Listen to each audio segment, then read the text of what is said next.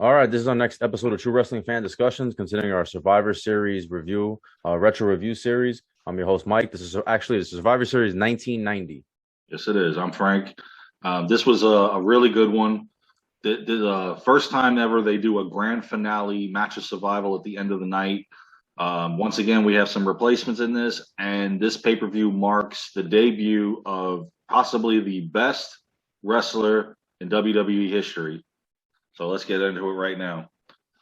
Hartford, Connecticut, November 22nd, 1990, roughly 16,000 on hand to witness this. The night opened up with the Warriors versus the Perfect Team, and this was the WWE Champion Ultimate Warrior with the Texas Tornado and the Legion of Doom versus Captain Mr. Perfect and Demolition of Axe Smash and Crush. Now this one was pretty good. Unfortunately, this is the last pay-per-view for Axe because then they just go to Smash and Crush, which is a shame. Yeah. This is my favorite tag team. Yeah, this is actually my favorite Survivor Series match of all time. Yes, it is. And this is my favorite team of all time, the Warriors. Yeah. Because you had the Ultimate Warrior, you had, the Legion of Doom, who were so over and they were badasses, and you got Texas Tornado, and the Road Warriors too. Yeah, technically, yeah. And Kerry Von Erich was the modern day Warrior when he was down in Texas. So this is all the Warriors together. It's funny if you look at it. It's kind of hard to see, but if you look at Warriors tights, it says the only Warrior. I don't know if that was a shot. If that was a shot at these guys.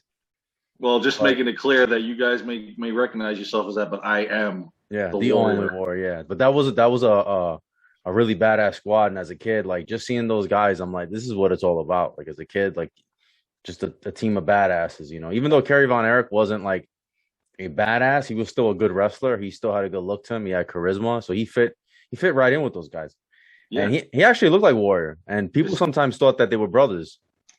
And well, if you look at their face, a little bit. Yeah. Do you ever hear the urban legend that Kerry Von Erich would fill in as the Ultimate Warrior sometimes if he didn't show up? Which not true. I don't know about that. Just an urban legend.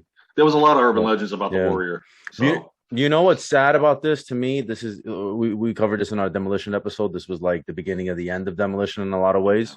What I didn't like was like during the promotional stuff, you see promotional pictures of the teams. Mm-hmm. Demolition, you see all their face paint and everything. But then when they actually show like the Warriors versus the Perfect Team, you see Demolition, they all have masks on. All have masks on. I didn't like that. And that's like, again, this is part of the burial of Demolition. And then this is what annoyed me too. And it's a minor thing. And I understand time constraints, but other people got entrances too, not just captains. And Demolition didn't even get to play their theme song, even though it was the three of them. So you're not wasting a lot of time because you're knocking out three guys with the same song. They just came out with Mr. Perfect. They didn't give them their own. I think by now their theme song was gone because if you remember WrestleMania 7 when Smash and Crush fought Tenryu and Katawa. Yeah, I don't remember. They had a totally different song. But either way, my point is like everybody got to come out. Legion of Doom came out to the Legion of Doom came down to. Oh, they all came out to it. Yeah, even Kerry Von Erich. But I'm just. And then Axe didn't look like himself. He was still recovering from that shellfish allergy. He wasn't 100%. Yeah. But either way, great entrance by the Road Warriors, Legion of Doom. Mm-hmm. They didn't take long to get to the ring. No, and Warriors and just what could we say about that? Exactly. They were over. He was over, man. So, like we said, just about Axe, he didn't look right, but it didn't take long for the first elimination because Axe was the first one gone at the hands of the Ultimate Warrior. Yeah, he was out of there. I mean, that's sad because again, this is the way it's going. It's heading to its Smash and Crush, and not even for that much longer. Yeah, no. Unfortunately. So, and then what I also didn't like about this match was they quickly disqualified after that all of Demolition and the Legion of Doom. Listen, as a kid, I couldn't tell you how disappointed I was that the Legion of Doom got knocked out in Demolition like that in that fashion just to get him out of the match. I was really, really disappointed because I really wanted to see that battle between them and Demolition. Yeah. We should have gotten a knockdown, drag out fight between them and Demolition. I didn't. It was 7.5 minutes into the match, and we're already down to a 2-on-1. I mean, this is how fast paced this one went, and for whatever reason, on the time constraints, a lot of these Survivor Series matches went like this, man, as opposed to the years before. Well, they needed time. They needed time for the Gobbledygooker. That was ridiculous. I mean, this whole pay-per-view was probably, I think it was less than 2.5 hours. And it was about 228 or something like that, right? Yeah, that thing took up 15 minutes with me. That was completely. We'll get into that a little bit later on, but yeah. So now you got Demolition and the Legion of Doom out of there. So now it's 2 against 1. So you got and I love how Tornado was like, I want to get in the ring with him, and Warrior's holding him, shaking like, get out of here, kid. I got this. Yeah.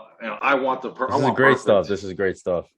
Perfect and Warrior also had good chemistry in the ring too, and Perfect was good at selling the bumps too. Perfect had chemistry with everybody.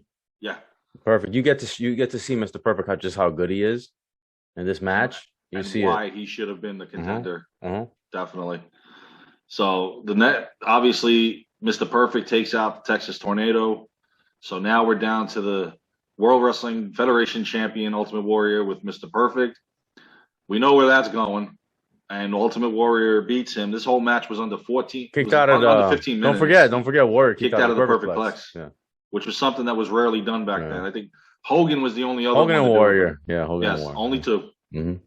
So Ultimate Warrior is the sole survivor. He's going on to the match of survival. Yeah, and they had a great promo before the match.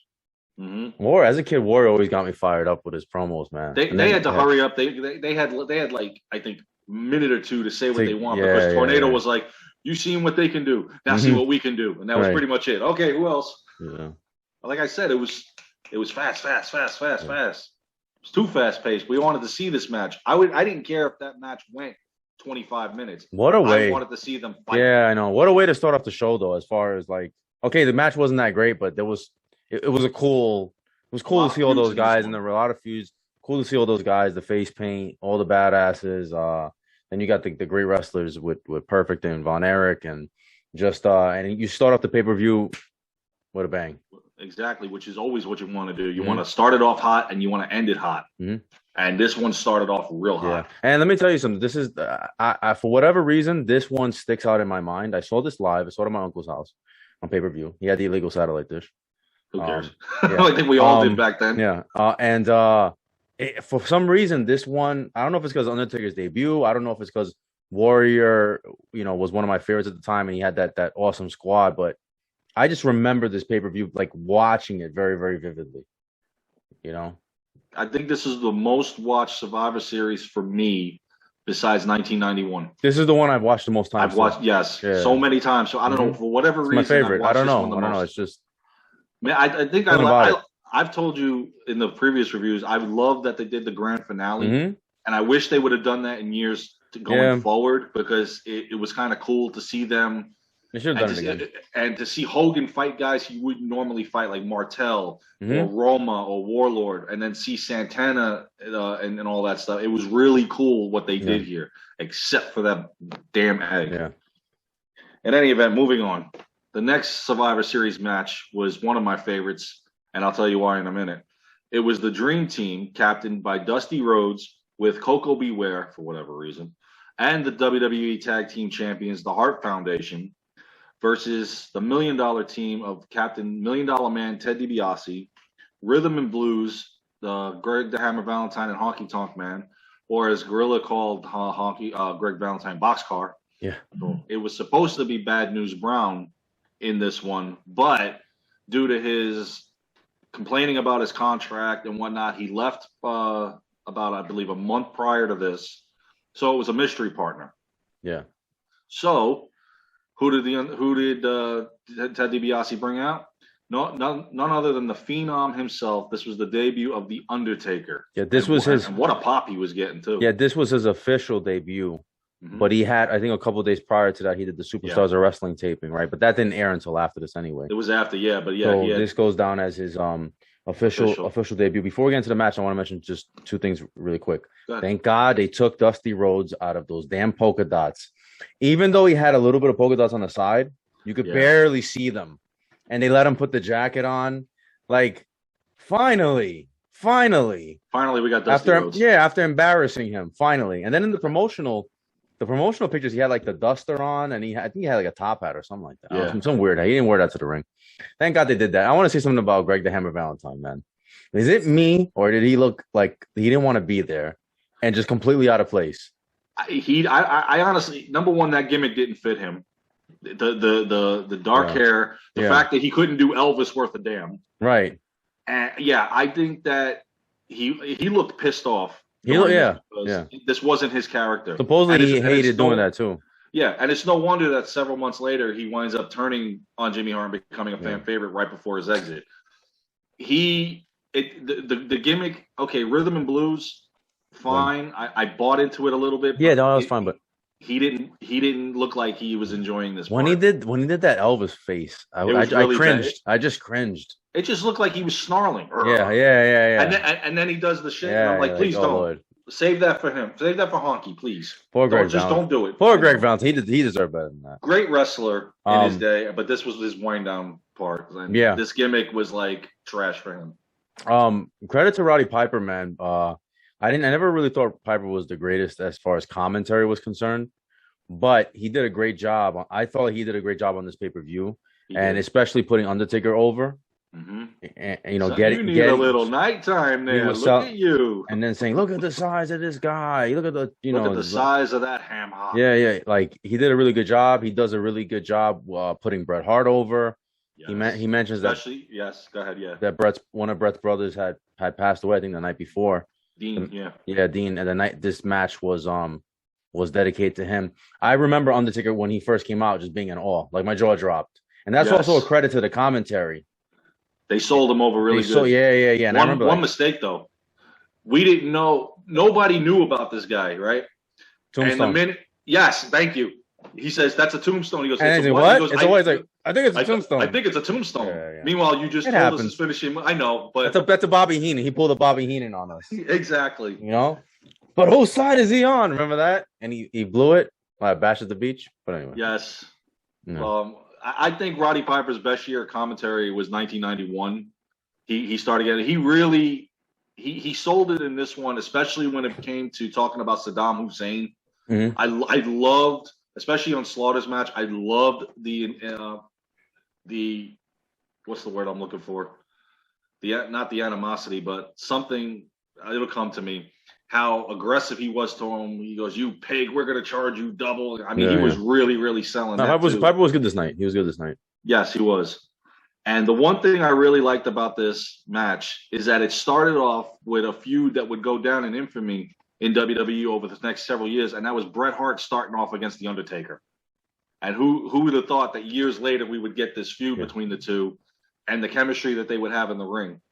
And I mean, the Undertaker, you could see he was having difficulty figuring out. He was still figuring, but they told him he had to walk slow, and he was still doing it a little fast. Yeah. But it was his debut, and he had a no sell, which is that's difficult to do. The no selling, like it could come off really bad, but to his credit, it came off really well. Stuff? Yeah, then it just knows Zeus did it bad. Yeah, no, but the Undertaker, it was like believable. I'm telling you, man, this was great. I don't know if it's because I was a kid, but no, I still to this day I love it. They pulled it off. But they did screw up one more time. When they counted him out, he was never the legal man. He wasn't legal man. I noticed that too. Yeah, it was Valentine that was the legal man. When I rewatched it, I'm like, he wasn't the legal man. Why did they count him out? They did that prematurely. I think they screwed it up because when he was fighting with Dusty. Yeah, so him and Bret go at it. Yes, which was awesome. Yeah. And then Bret can't take him, so everybody else starts coming in, but then here comes Coco. Yeah. Oh my God. Goodbye. Yeah. He gets thrown into the rope, and then he execute. Now I think he screwed up by doing the tombstone the other way because it wasn't facing the camera. But the way he did it, I thought he killed Coco. He actually hurt. I don't know if it was with that or when he threw him, but he actually kind of hurt Coco, and he got a little heat after the match about that. Yeah. It's all right. It was just his first match there, man. Considering he was an Eggman for the night, because that's if you look at the Undertaker's documentary, and he told right before that pay-per-view, he tells Vince, "Yeah, I can do a little singing and dancing." He goes, "Oh, good." He goes, "Oh shit, I'm gonna be Eggman." Yeah. Thank God we didn't do that. That would have killed it. So and that was a minute and a half in that he took out Coco. So and Monsoon's little botch of a tombstone or what? Yeah. I think that was a tombstone. Yeah. But in any way, we showed off what we're going to see for the next 30 years. Which a little side note, by the way, WrestleMania 38, he will be in action. It will be. He was at AT&T Stadium yesterday, and it has been confirmed. All right, Jesus. He's getting ready. He sent out the tweet. That's great. Let's do it. I want to see him one more time. I don't care. I don't. You don't want to see Goldberg. You want to see him. Any event, let's move on. 3 minutes later, the Dream Team get the advantage. Jim Neidhart eliminates Honky Tonk Man in a fashion that I've said, any little move can pin somebody. He did a power slam on him that normally Honky would kick out of. And this was Honky's, I believe this was his last pay-per-view too, unfortunately. And I liked him. I liked the gimmick. Didn't like really, Greg Valentine's part of it, but Honky was good. So now we're evened up 3-on-3. Not a minute and a half later, DiBiase takes out Jim Neidhart. So now Neidhart's gone, and they're down in a deficit again. Now, another blow to the team is the Undertaker takes out Dusty Rhodes, which I enjoyed seeing the two of them in the ring. And when they had their little fight going down the ring, I'm like, okay, that's going to be his first feud. That's what I thought. I thought they were setting up. Maybe at the Royal Rumble, they're going to fight each other. They're going to have a program together. That's what it looked like to me. But, I mean, they wound up finishing up with DiBiase and Virgil versus Dusty and Dustin. And then Dusty leaves, and that sets up DiBiase and Virgil. Yeah, what happened? Because Dusty beat up, he was going to beat up Brother Love. Brother Love was getting some cheap shots in on Dusty. Yeah. That's how it started. Yeah. And that's your boy. Yeah. That's your boy, Bruce. Bruce Pritchard. I love you. That's the only time I liked him. I liked that character so much that I wanted him to get his butt kicked every week when he had somebody out there. And I always thought he had high blood pressure as a kid. I'm like, why is his face so red? Yeah, it's red, yeah. It's paint. and his hands are so white, but his face is so red. It was just good stuff.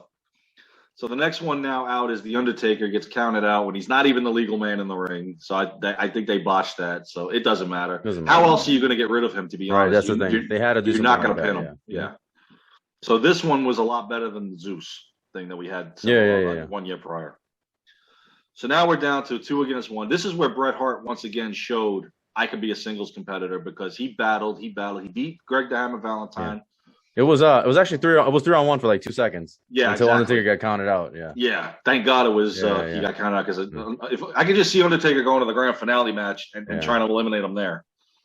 So, but this was a good way to bring him in, show everybody this is our new character, and then get out of here. Right. Considering what Bad News had done, which I think honestly, in my opinion, this was better than Bad News being a part of it. Because we know what we would have started. Probably, a count out. Yeah. In any event, I love how Bret Hart went one-on-one with DiBiase, who they had announced during that he was the number one contender because he was going to face Ultimate Warrior the next night on the main event for the title.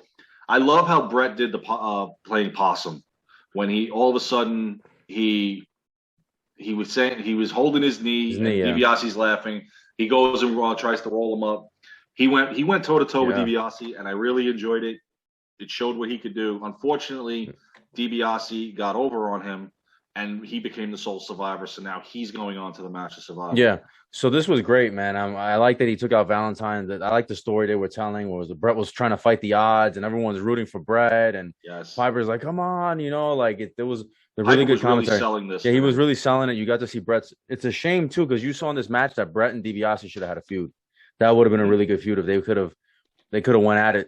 Definitely. The talent, you see the level of wrestling. There's a botch in this too. When Virgil gets on the apron, he's holding Bret Hart, and the referee starts counting, and I'm like, Virgil is not part of this match. You can't start counting unless he's counting on DiBiase's behalf. That doesn't work that way. But then again, that's a disqualification. That should be a disqualification. No, it's a disqualification. You can't count on his behalf with somebody who's not part of the match that's holding the guy. All right, so we put Bret in the grand finale then. So it's 4-on-4 then, not 5-on-3. Yeah, whatever. I'm just saying, I'm watching this, and I'm like, he's not part of the match. I thought it would have been cool if Bret would have went on to the grand finale, but you had to have DiBiase. Yeah, you did. And I like how Bret curses after he gets eliminated. It added some realism to it.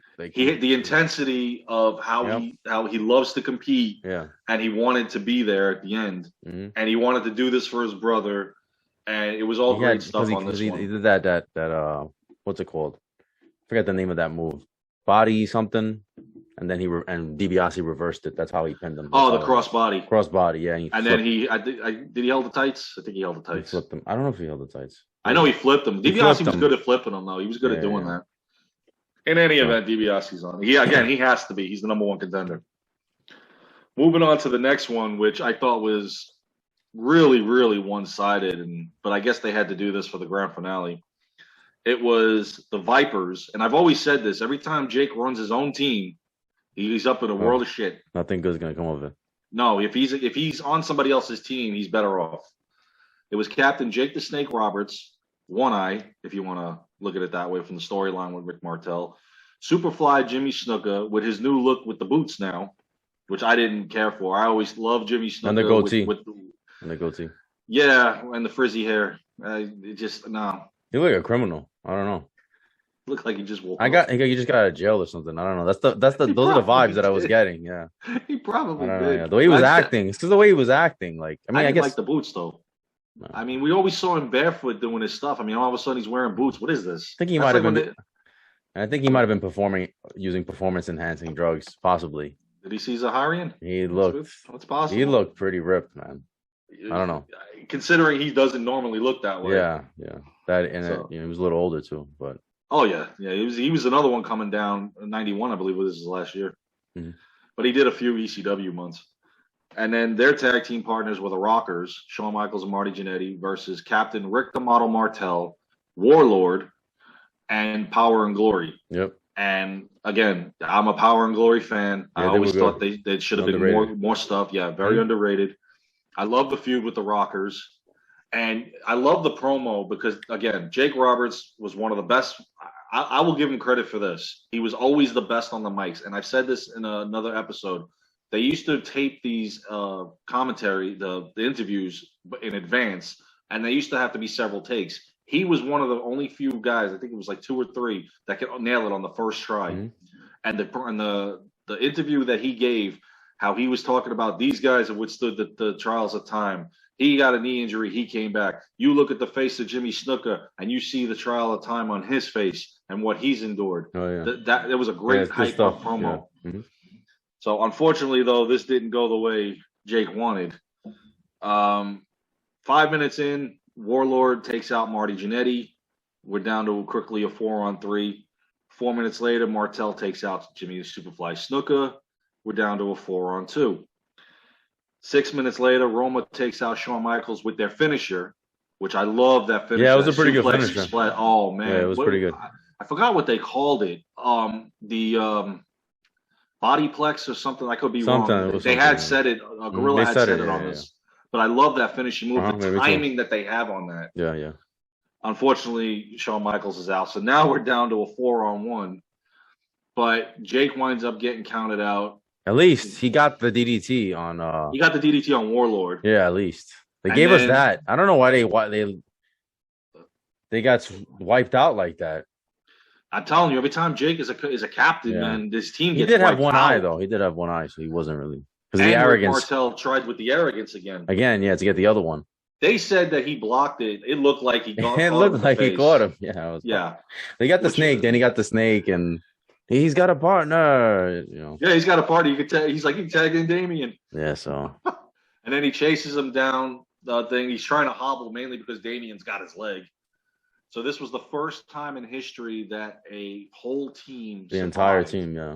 So now we've got a 5-against-1. And I love how during the next match, which was the Hulkamaniac match, how Piper's like, we've got the Visionaries and DiBiase on one side, and the other side, we got the Warrior. Yep. I was like, and then when I'm watching this, because I watched it live just like you, I'm like, oh my God, the Warrior is going to die. They're gonna kill him. I was confident. I was still confident. I was like, I knew Hogan was gonna make it, obviously. Yeah. But I was like, in that last match, I hope to God I just wanted to see Warrior smash everybody. That's as a kid. We got it. Yeah, we'll get to that in a second, but we got it. Our next match was another interesting one and another substitution. Unfortunately, it was the Hulkamaniacs. It was Hulk Hogan, Tugboat, Big Boss Man, and Hacksaw Jim Duggan versus Captain Earthquake, his shadow, Dino Bravo, Barbarian, and it was supposed to be Ravishing Rick Rude on this one, but again, the storyline exit for this was the fact that he was insulting the boss man's mother, which eventually Bobby Heenan took over, and I always thought the gimmick was funny. I just didn't like how this feud ended when Boss Man goes to WrestleMania for the IC title. I just didn't think that was right. So the Jack Tunney had indefinitely suspended Rick Rude for his actions, for what he was saying towards his mother. So realistically, he left because of his contract, and he felt that he was being mistreated and not in the main event picture and all that. Yeah. And I agree with him. I agree with him. He had the look in 1990, and I swear I wish he would have stayed. And he probably could have been a main eventer. Yeah, and we've done the episode. He should have been champ. So he was replaced by Haku in this one. So, and again, this one didn't take long. So 3 minutes in. Faces of Fear. Faces of Fear, yeah. And they weren't a bad tag team in WWE either in 1991. I mean, they went up against the Rockers at WrestleMania 7 because it was the Rockers' really only victory. But I thought they were always a decent tag team, even in WCW. They were just they were underutilized too. But then again, why make Barbarian a singles wrestler if you're just going to put him back in a tag team? If that's the case, put the Powers of Pain back together. Right, yeah. So 3 minutes in, I was really shocked at this one that the Boss Man eliminated Haku first, because that's a tough son of a gun. Yeah, and to see him go out first, well, I was like, wow. Well, I don't know about Boss Man as a babyface, man. I don't know. I think he was. I liked him better as a heel. He might have been better as a heel, yeah. Yeah, definitely. He had lost a lot of weight too. Well, that looked good on him. No, and he was a good wrestler. He was a good wrestler. Yeah. He was. I mean, I could have seen him as a mid-card champion. I just didn't see at WrestleMania 7 him facing Mr. Perfect when there was unfinished feuds that Perfect had that we could have definitely that could have culminated at that, especially Tornado of all people. So the next elimination was, of course, Hacksaw Jim Duggan, who got sick and tired of all the BS at ringside, so decides, let me go get my 2x4. And the first shot against Earthquake, the referee really didn't see. They didn't ring the bell until the second and third shot. Well, until he missed. He tried to hit the referee. Well, it's Duggan, man. What do you want? You really think he was going to survive or get pinned? He's going to go out going, screw this. I'm swinging. And how long by this point were we sick? I don't know about you, but I was sick of this Hacksaw feud with Earthquake and Bravo for like 2 years. Yeah. It's like they were always feuding. It was enough. But in any event, Jim Duggan goes out in style. So now it's down to 3 against 3. Hogan takes out Dino Bravo, which I thought was crap because I don't know. I always thought Dino could go toe-to-toe with Hogan, but they never let him. I think it was a clothesline he beat him with, right? Yeah, it wasn't a leg drop on this one. It was a cheesy move that you do to Survivor Series. And Bravo was a tough guy where a clothesline's not going to take you out. So Earthquake then takes out Big Boss Man, which was pretty cool by pinfall. And then all of a sudden, Gorilla made an error. He goes, oh, it's just Hogan. Oh, wait, no, we got Tugboat out there because Tugboat never got in the ring until he gets in the ring and gets counted out with Earthquake. It might as well have just been Earthquake. Hogan slams Earthquake, though, in this match. Yes, and Piper was like, that's dumb, man. And then he tries it 2 more times. Man tried it. He tried it 2 more times, and then he couldn't do it the second and third time. No. They honestly should have. They should have let him do it once and been done with it. Right, yeah. It was too much. The slam was too much. Overkill was overkill. Yeah. So you had the natural disasters. Oh, I'm sorry. Earthquake and Tugboat. We're not there yet. They fight. They're beating the crap out of each other on the outside. And the one thing I didn't like is I wanted it to come down to Hogan and Earthquake. Yeah. Because we needed it. And I thought it was overkill of the feud, letting the two go to the Royal Rumble as the final 2. So this is where I think it should have ended. But it got us to see the Barbarian and Hulk Hogan, which I've always said the Barbarian could handle Hogan, and I really thought those two should have had a feud. Because Barbarian even clotheslined Hogan from the top, and he gave it to him nice. Hogan got out of it, naturally. And Hogan winds up pinning the Barbarian. And, they went at it for a good 3.5 minutes before the pin. So now Hogan is the sole survivor. So he's on with the Ultimate Warrior in the match of survival. But this was a really good one. And I got, like I said, Barbarian being in the finals with Hogan was pretty good. Yeah, it was cool. This next Survivor Series match put me to sleep. It really did. And it was just under 11 minutes, too. This was too fast. It was the Alliance, Captain Nikolai Volkov, Tito Santana, and the Bushwhackers versus Captain Sergeant Slaughter, the Orient Express, and it was supposed to be, and this is the second year in a row, Akeem was supposed to be on the team, but he was replaced by Boris Zukov, who, if the Bolsheviks broke up a while ago, why didn't we get to see this match sooner? And the best part is they didn't even get in the ring against each other. No. I wanted to see that. No, Just Nikolai because Volkov is now a babyface, and now he's patriotic. Now he's American. I didn't like the turn. But I always like if a team's going to break up, at least let them fight each other. Yeah, this was a stinker. This was a real stinker. This match. It was, because I'm going to tell you this right now. The interview that they gave Slaughter before he got to the ring was longer than this match. Because 48 seconds in, Tito Santana hits the flying jalapeno, according to the flying forearm. He pins Boris Zukov 48 seconds in. We've already got an elimination. Not less than a minute later, Bushwhacker Butch takes out Sato. So now we're quickly down to a 4-on-2. It's like, what is going on here? Orient Express is good too. They were a good tag team. But they got squashed. They did. From the minute they came into the WWE strong around WrestleMania 6 with feud with the Rockers. They came in strong, but after that, it was like they had nothing. Then they tried to redo the feud with the Rockers, but by that point it was crap. And it wasn't even the real Orient Express at that point. So then, not even 30 seconds later, Tito Santana takes out Tanaka. So now we're down to a 4-against-1, and Piper's like, oh, this is good stuff, man, because he's just going to town on Slaughter, Adnan, and Hussein at this point. But Slaughter, since they had big things to come for him, they tried to show his dominance in this, which I don't believe he should have went to the Royal Rumble, but I'm not getting into that right now. He takes out the first person that gets eliminated from the Alliance is Nikolai Volkov. Sergeant Slaughter eliminates him. I was never a fan of Volkov, but especially not as a fan favorite. I didn't see it, to be honest. No. So then, a minute later, Sergeant Slaughter takes out Bushwhacker Luke. 20 seconds later, takes out Bushwhacker Butch. Now, all of a sudden, we're down to a 1-on-1. It's like, what is going on here? So him and Santana are fighting. All of a sudden, the referee gets knocked down, and this is where Slaughter saves face going forward, is that Adnan decides to come in and hit Santana with the flagpole. And then Slaughter's got the camel clutch on him, but the referee has already seen Adnan's interference. He taps him. Slaughter thinks he's won. And they hype it up. Sergeant Slaughter has been disqualified. Yeah. He's going nuts. Adnan's hiding himself. Santana. And this really shocked me that Santana went to the main event. Yeah. The point of this match was just to get Slaughter over, like as a threat, as a heel. You know, going forward. Yeah, that was the whole point of this match. Match was garbage, but I guess they kind of succeeded in what they were trying to. Yeah, it was a stinker. What they were trying to accomplish. I never cared for Slaughter as a heel. The whole being anti-American, Iraqi sympathizer.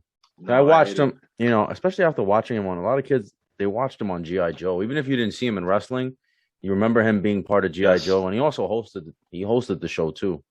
So I didn't care for it. And the match was garbage. So. It was. I mean, but good for Tito, man. Tito can't win a WrestleMania match, but he got this. Yeah, at least he got that. So before we get to the main event, let's go on to the next stinker. Was Mean Gene Okerlund and the Egg, which pops out the Gobbledygooker. And they had hyped this up. They had hyped this up and talked about it for so long, and it's garbage. This was Vince's idea too. What was the point of having the damn thing? I don't know. Vince thought that it was gonna be great. I thought it was gonna be a wrestler. People were gonna love it. Well, it technically was a wrestler. So it was actually I believe it was Chavo's father, who played the Gobbledygooker, and he was very athletic and stuff. So he was supposed to do all these athletic moves. But the problem was with that suit, he couldn't do it because he couldn't really see. Yeah, so I think all he does is like a roll. I think he jumps. He does a couple of flips. He was supposed to do a cartwheels. But he was supposed to do a moonsault. He was supposed to do a lot of other stuff. He just couldn't see through the mask. So, I was hoping when I saw this, I'm like, I hope this is not a wrestler. Yeah. I hope this is not going to be somebody on Superstars now fighting. Anyway, this is garbage. This is absolute trash. It was, and it stains this pay-per-view. It does, especially when Mean Gene's trying to do acrobatic stuff. And please, Gene, don't. And from what I understand, they were booing the hell out of the Gobbledygooker, but I think at first, yes. I think WWE edited it and they cranked up the volume, like on the commentary and the music or something. So like, you don't really hear it when you watch it. Once the music hit, the fans were into it a little bit, but they were booing it when he came out. They were it was hands down. They stunk up the joint. It just didn't make any sense. Anyway, moving on. Then we get the one guy that was missing from this pay-per-view was the Macho King, Randy Savage. He had an interview with Mean Gene Okerlund, and he was pretty much declaring himself the number one contender to the WWE title, which by all accounts he should be. And they were talking about how Sherry slapped Warrior. And I love that. He goes, not once, not twice, but 3 times. I loved it. And I love the outfit he had too, the little candy striper thing he had going there. It was really cool. Yeah. The outfit he had.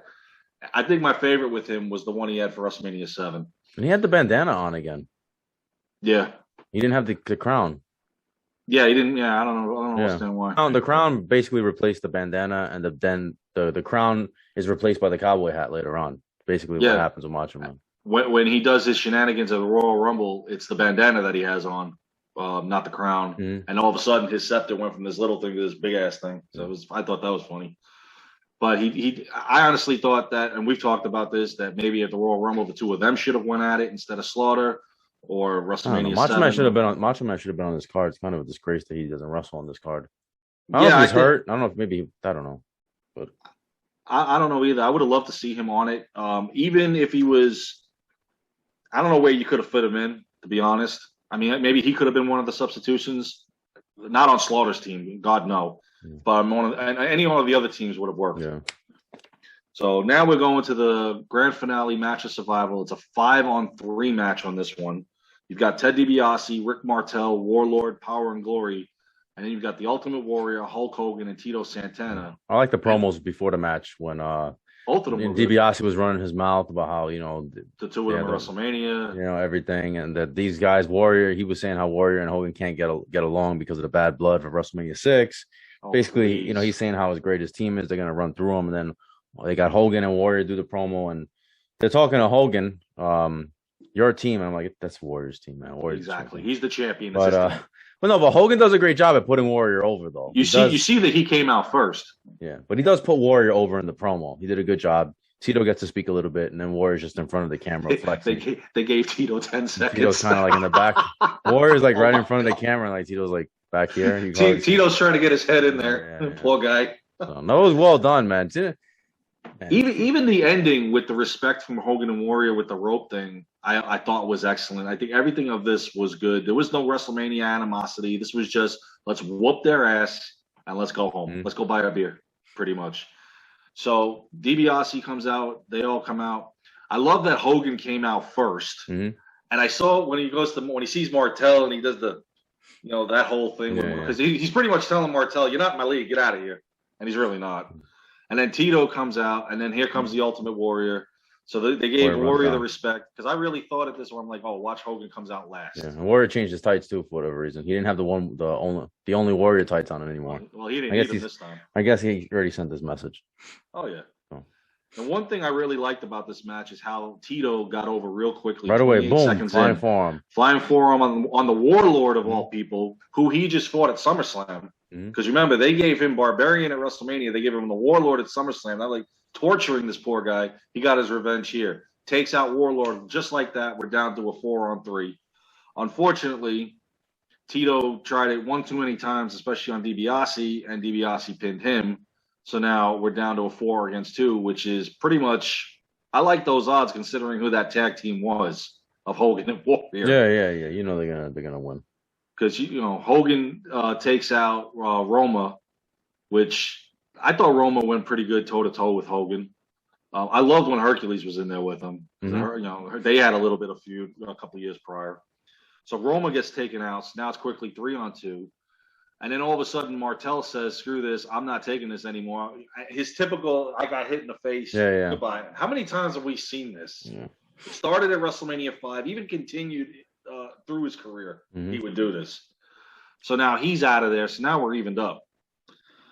Hulk Hogan takes out Ted DiBiase after that because, all of a sudden, for the third year in a row, we've got these two locking up. And then Warrior takes out Hercules, which was an old rivalry renewed from WrestleMania 4. So, I mean, these guys ran through them, and this was just a 9-minute match of a technically an eight-person match.